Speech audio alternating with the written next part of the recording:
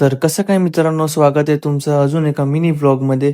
आणि आज आम्ही निघालोय अजून एका नवीन ट्रिपला आणि मी जातोय वृंदावन आणि मथुरा फिरायला. तर ट्रेन मध्ये बसलो आणि निघालो एकदम फुल मस्तीमध्ये आणि मग पोहोचलो मथुरे स्टेशनला. वातावरण थोडं पावसासारखं झालेलं, जणू काय कृष्णाने पावसातूनच स्वागत केलं. मग बसलो बसमध्ये आणि घ्यायला लागलो थंड हवाची मजा आणि दिसलं असं सुंदरसा एक मंदिर.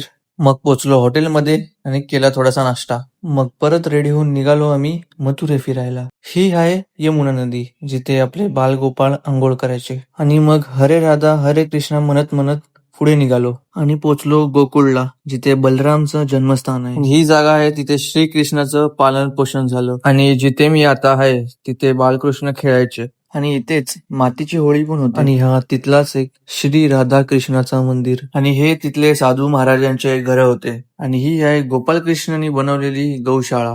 आणि मग संध्याकाळ झाली आणि पोचलो यमुना आरतीकडे. आणि मग आरती चालू झाली आणि वातावरण एकदम मस्त झालेलं. मग पकडली रिक्षा आणि पोचलो हॉटेलमध्ये.